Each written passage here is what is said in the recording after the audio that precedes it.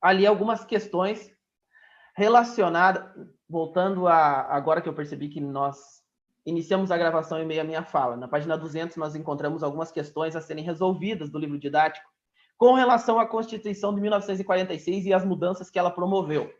E aí eu quero saber de vocês, para a galera da 91, 92, que na maior parte está fazendo presença nessa aula, onde estão os erros dessas questões? Porque é exatamente esse o objetivo. Ela apresenta uma afirmação e então você tem que encontrar o erro e explicar.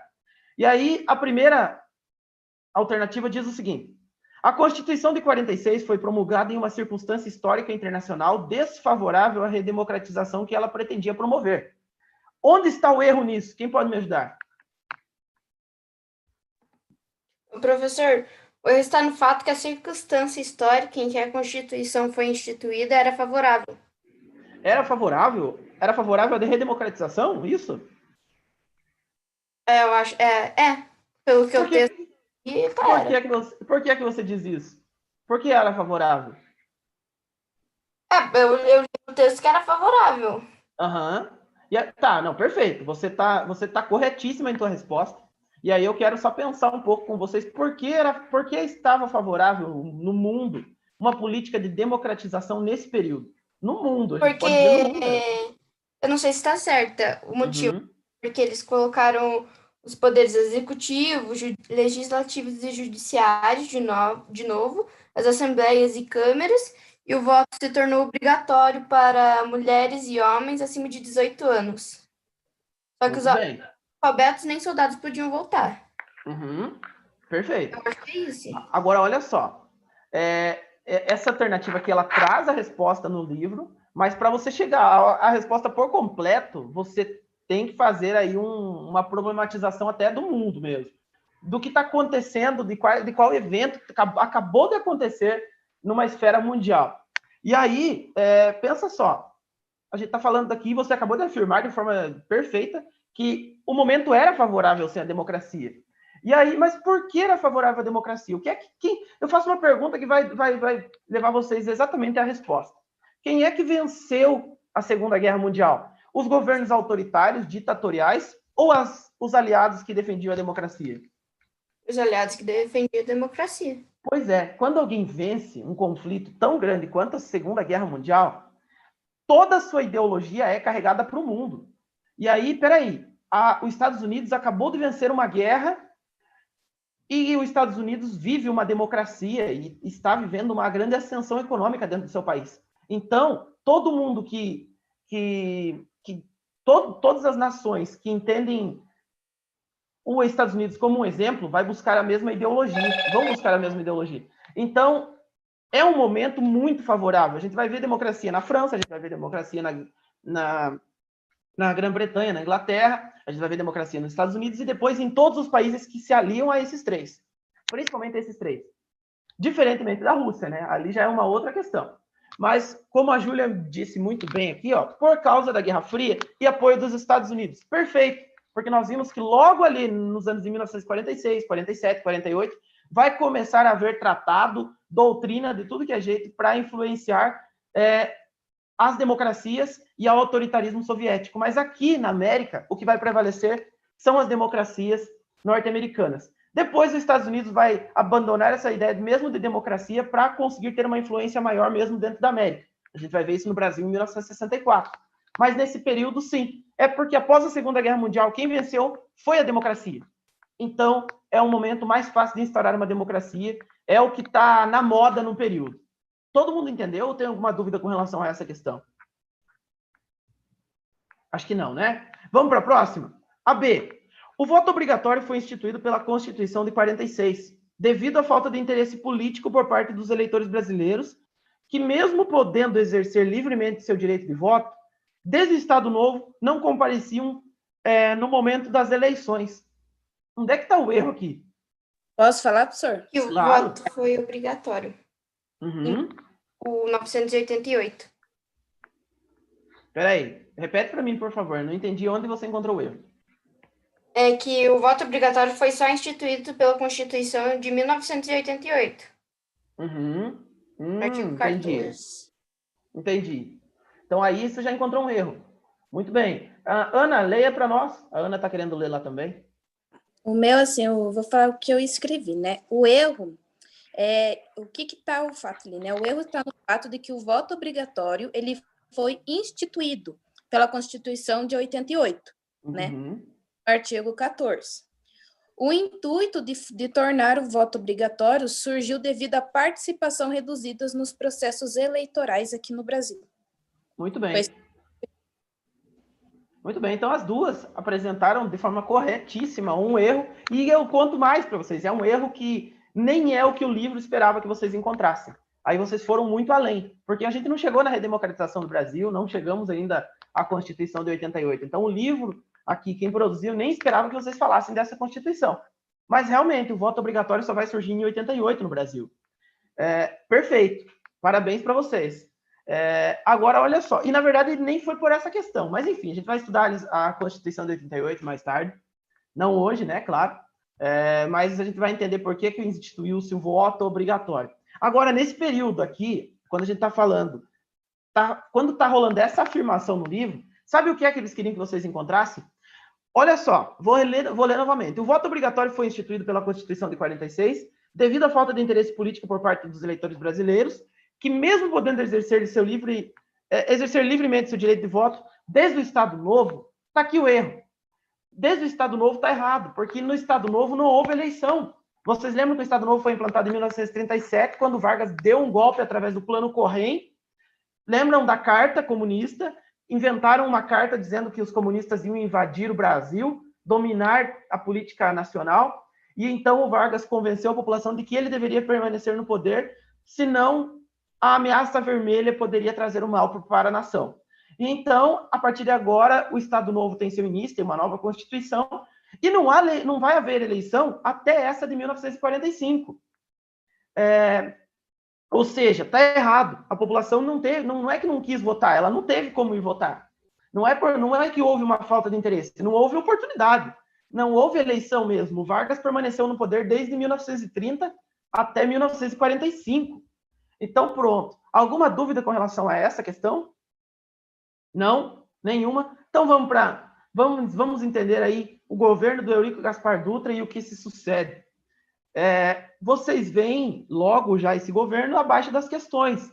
E aí nós vamos ver que o Eurico Gaspar Dutra ele já era a primeira grande afirmação que nós temos com relação ao Dutra, que ele era um militar. Então vocês percebem que nós já estamos vivendo um período militar de forma democrática ainda. Agora, né? O Vargas ele era um militar, agora sai o Vargas e entra o Eurico Gaspar Dutra. E o que mais a gente consegue entender sabendo que é um próximo militar que estará no poder? Nós entendemos que é a continuidade de um governo conservador. E aí você já pensa, será que o Eurico Gaspar Dutra vai querer fazer uma revolução no Brasil, vai mudar toda a política? Ou será que ele vai continuar a política do Vargas de 1930 a 45? O que é que vocês acham? Com base em que você já pode ter lido aqui ou com base num chute que você queira dar. Você acha que o Dutra ele tentou revolucionar a política brasileira ou tentou dar uma continuidade ao governo do Vargas?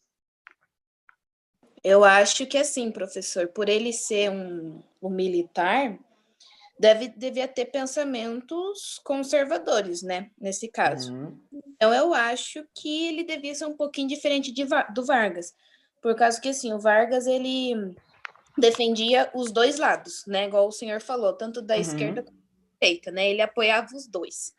E, assim, já como o Eurico Gaspar Dutra, ele era um militar, provavelmente ele ia defender só a direita, então o governo dele seria um país conservador, com as ideias do conservadorismo. Essa ideia. Eu acho que é isso. Eles têm um pouquinho do Vargas. O seu achismo está perfeito. Olha só. Está ótimo, é incrível, é isso mesmo. Nós vemos em Vargas um nacional populismo muito forte. É aquele conservadorismo, mas é aquele cara que, apesar de estar aceitando o capital estrangeiro, de estar buscando industrialização, e está favorecendo a elite brasileira, os grandes latifundiários, a galera do café, e principalmente os paulistas e mineiros, ele também está favorecendo a população. Ele tá criando políticas públicas que vão favorecer o trabalhador brasileiro.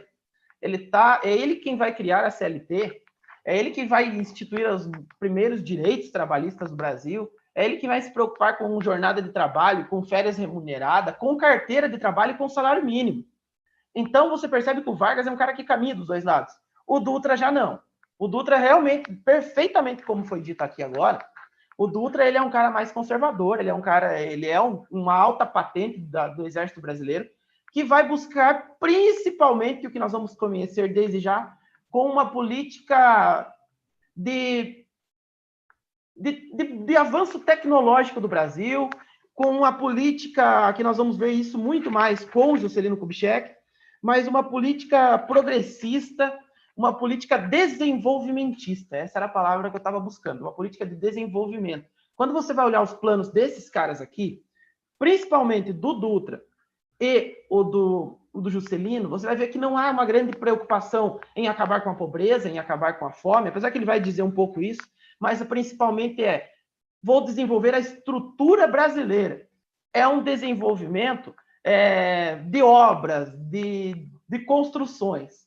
E a gente vai ver isso no plano SALT, que é o plano do Eurico Gaspar Dutra, o plano SALT, que tem esse nome por conta do que cada letra do SALT representa.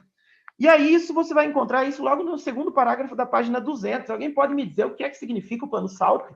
Quais áreas ele abrangia? O plano SALT, o Eurico Gaspar Dutra, ele escreveu isso mesmo e falou, não, a partir de agora, essa será a minha meta. É isso que eu vou desenvolver no Brasil. Deixa eu só pular isso aqui. E aí alguém pode me dizer o que é que significa o plano SALT? Você vai encontrar na página 200. Vamos lá. Como? Posso falar? Claro. Era saúde, alimentação, transporte e energia. Muito bem. SALT, aí você percebe o SA, saúde, quer dizer, o S de saúde, né? O A de alimentação, o T de transporte, e no final terminamos com a energia. Então, essas eram as prioridades do Eurico Gaspar Dutra. Você já percebe que há, sim, uma tentativa de dar uma continuidade ao governo do Vargas. Por que eu digo continuidade? Porque o Vargas, no final do período do governo Vargas, ele perseguia comunistas. O Eurico Gaspar Dutra vai continuar perseguindo. O Vargas, ele criminalizou o PCB, Partido Comunista Brasileiro. O Dutra vai continuar criminalizando. Então, esse anticomunismo, principalmente, vai mostrar que há uma grande continuidade do governo Vargas. O Vargas, ele aceitava capital estrangeiro, ele se comunicava muito bem com os Estados Unidos. O Dutra vai buscar uma continuidade disso. Só que você vai perceber no plano SALT que aqui há uma preocupação maior com a estrutura. Você vai ver que ele fala em saúde, mas ele não está especificamente dizendo em levar saúde para todo mundo. Em sim, expandir a estrutura da saúde no Brasil, em construir hospitais mais bem estabelecidos, e não em criar políticas públicas que cheguem para todo mundo. É o que a gente vai ver muito, com indignação no final do governo Dutra, o povo se indignando. Então, sim, a Ana percebeu muito bem. O João Goulart, a gente vai ver que é totalmente diferente do Dutra. O João Goulart ele já vai querer fazer um governo para o povo. Porque o João Goulart, a gente vai ver que o João Goulart ele era socialista. A gente vai ver isso daqui a pouco, o famoso Jango, que ele, quando fez as suas propostas de base, no comício da Central, em 1964, ele assustou todo mundo, porque ele vai falar em reforma agrária, em reforma trabalhista, em reforma tributária, em reforma política. Mas calma, a Ana está se antecipando. Mas sim, nesse período a gente vai ver que um governo, uma transição de governos muda tudo mesmo. Andressa, você quer falar? Eu vi que levantou a mão. Não, levantou a mão sem querer. Muito bem. Então, realmente, Ana, você colocou aqui, aqui no Dutra ainda há uma criminalização do comunismo no Brasil. A gente vai ver que daqui a pouco isso vai mudar um pouco. Mas muito bem. O Plano SALT buscava a melhoria nessas áreas: saúde, alimentação, transporte e energia. Quando diz energia, no Brasil, aqui nesse período, não tinha a usina de Itaipu ainda. Você vai ver que a usina de Itaipu, a gente vai ver depois, vai sair bem depois. Então, ainda há uma preocupação no Brasil, porque a gente vê que o Brasil está crescendo num aspecto urbano e principalmente populacional. A demanda energética ela é muito grande e ainda não entende muito bem de onde virá. Então, fala-se muito em energia nuclear, não à toa vai surgir depois a Angra 1 e Angra 2, que são usinas nucleares que nós temos no Brasil, no Rio de Janeiro, mas ainda se preocupa muito. Por isso, aqui é uma das propostas é a energia, em aumentar a eficiência energética do Brasil, expandir. Só que lá nos anos de 1950, no final do período, vai ver que o povo, a população brasileira, vai ver que muito do que o nosso querido Eurico Gaspar Dutra prometeu não foi cumprido. Ele não conseguiu alcançar êxito na maior parte de suas promessas. E aí vão surgindo nomes para a próxima eleição, para as eleições de 1951.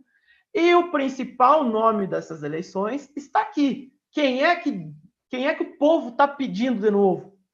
O conhecido e famoso presidente que governou por 15 anos no Brasil de forma ditatorial, Getúlio Dornelles Vargas. A população clama o nome dele e nesse momento surge, aqui vocês estão vendo a chapa do Getúlio Vargas pelo PTB, Partido Trabalhista Brasileira. Não é o PT, não tem nada a ver com isso. Aqui é um outro partido bem antigo que tinha no Brasil, o PTB, que está representado nesse período pelo Vargas. O povo pede. E aí tem uma fala... Ou melhor, nesse momento vocês vão ver que vai ficar conhecido um grande movimento no Brasil que se chama queremismo. As pessoas saem nas ruas com placas pedindo o Vargas. Queremos o Vargas, queremos o Vargas. E então fica conhecido esse período da política brasileira como queremismo. É a população pedindo a volta do Vargas. Tem uma fala até que é muito controversa, que dizia o seguinte, a população brasileira dizia o seguinte, nós só temos duas certezas em nossa história. A primeira, Jesus vai voltar. A segunda, o Vargas vem antes. Então, para vocês verem que negócio controverso, a população brasileira dizia isso. E vocês percebem um pouco disso nesse cartaz de propaganda do governo Vargas aqui desse período. Brasileiros, não assumam compromissos com políticos reacionários. Ele voltará, conduzido pelo povo. Agora conduzido pelo povo. Antes ele foi conduzido por si próprio e pelos seus militares. Agora é pelo povo. Então imagina o povo dizendo algo assim. Nós só temos duas certezas no Brasil. Jesus vai voltar, mas o Vargas vem antes. A população clama a volta do Vargas. Porque a população, na verdade, em grande parte, não queria a saída dele em 1945. Saiu porque não teve mais como sustentar o poder, visto tamanha contradição que ele tinha entrado. Mas aí eu pergunto para vocês, o Vargas voltou? Eu pergunto, mas eu sei que todo mundo já disse aí. Sim, voltou. O Vargas volta, e aí eu já vou carregando aqui para o final, porque eu sei que o meu horário está estourando. Mas o Vargas volta, ele vai assumir um novo governo, um governo agora democrático, porque ele vence as eleições. Deixa eu ver se eu tenho. Eu achei que eu tinha colocado aqui o resultado dessas eleições. Não, acho que eu coloquei da próxima. E aí, ele retorna para fazer uma política muito parecida com a primeira, mas em um momento do Brasil que o primeiro modelo de política já não era aceito mais. Aquela política em que ele anda dos dois lados e que ele é pai dos pobres e mãe dos ricos, ele governa sobre direita, sobre esquerda, sobre fascistas e sobre comunistas, essa o Brasil já não vai aceitar mais.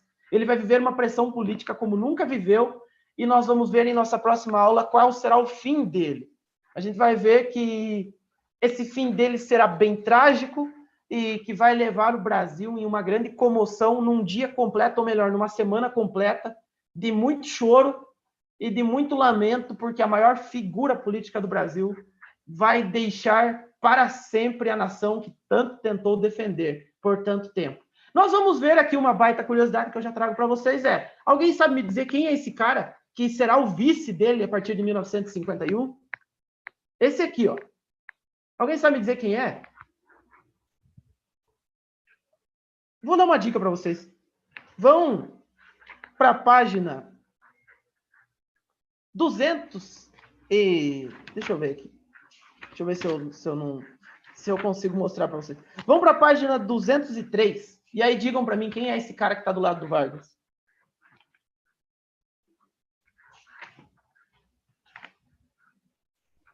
Ninguém ainda? Não acredito. Vamos ver se mandaram no chat correto, pelo menos. Se eu conseguir abrir o chat.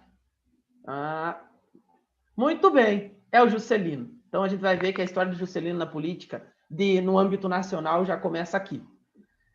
Mas tá, vamos parar por isso. Eu termino como recomendação. Não, eu não vou recomendar nada ainda. Tem um baita de um filme do Getúlio, que se chama Getúlio mesmo. Eu ia recomendar já para vocês, mas vamos deixar para a próxima aula, a gente fala sobre ele. É um filme brasileiro, claro, né? Óbvio. onde quem faz o Getúlio, ou esse segundo governo de Getúlio, que representa ele, é o Tony Ramos.